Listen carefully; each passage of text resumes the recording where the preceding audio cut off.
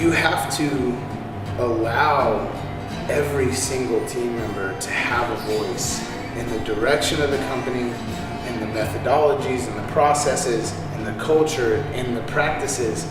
They have to have a voice in how that goes, because otherwise that stringent interview process that we talked about, it's useless.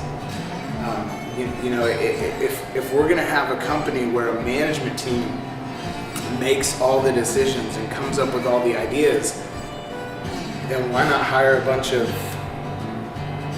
laymen? Why not hire a bunch of just admin workers that are just a bunch of interns that just take notes all day?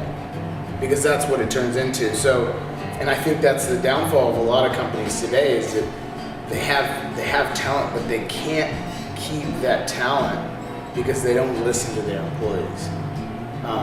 I think we do a pretty good job of that. The level of, employee freedom and openness and acceptance of new process and new ideas is I haven't seen anything like this before.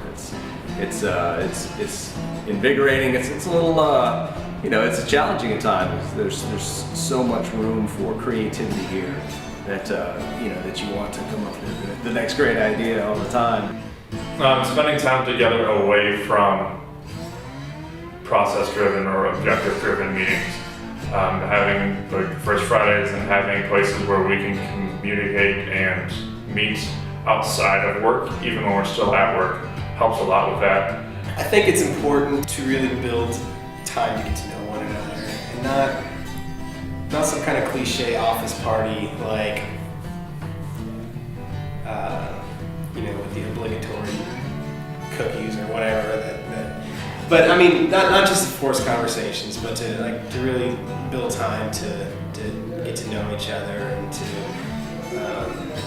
to understand what makes everyone else tick and how to work with one another and stuff like that. I think that cuts down a lot of the drama, and it cuts down a lot of the misunderstandings or miscommunications. So the first Friday of every month, we have something called First Friday Familia. And we have a theme usually. So like for Halloween, of course, we have costumes one year, but to avoid repeating that, the next year we had Renaissance, and we made catapults out of these little popsicle sticks and launched marshmallows into this pyramid of cups.